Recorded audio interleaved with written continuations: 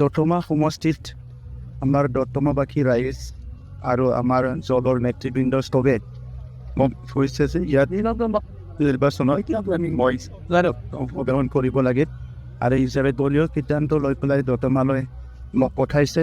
দতমা সমষ্টিটো আমাৰ বড়োলেণ্ডৰ এটা কেন্দ্ৰবিন্দু হয়, কিন্তু এই সমষ্টিটো দীঘলীয়া সময়ত যেনেকৈ ডেভেলপ হ'ব লাগে তেনেকুৱা হোৱা নাই। তো চবেই অনুভৱ কৰিছে যে ইয়াত যদি এজন শীৰ্ষ নেতা এজনে আহি যদি নিৰ্বাচন খেলে এই অঞ্চলৰ ৰাইজক আগুৱাই লৈ যাব পাৰিব।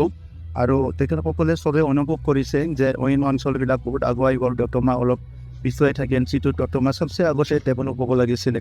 তো আজি ৰাইজৰ আশা আকাংক্ষা পূৰণ কৰিবলৈ দতমা অঞ্চলৰ বিভিন্ন জাতি জনগোষ্ঠীৰ যি সপোন সেইটো বাস্তৱত ৰূপায়ণ কৰিবলৈ আমি আহিছোঁ। আৰু দতমা অঞ্চলৰ বড়ো, ৰাজবংশী, মাইনৰিটি, বঙালী, ইয়াত আমাৰ ৰাজবংশী, পুত্ৰধৰ বিভিন্ন জনগোষ্ঠী আছে, এই প্ৰত্যেক আদিবাসী আছে, গোৰ্খা আছে, চব জনগোষ্ঠী একেলগে আমি কথা পাতি আগুৱাই যাম, যাতে দতমা অঞ্চলটো বা দতমা সমষ্টিটো বড়োলেণ্ডৰ ভিতৰতে এটা জাকত জিলিকা সমষ্টি হিচাপে নিৰ্মাণ কৰিব পাৰে। সেইটোকে আশা লৈ পেলাই, সেইটোৱে উদ্দেশ্য লৈ পেলাই আমি আগবাঢ়ি যাম।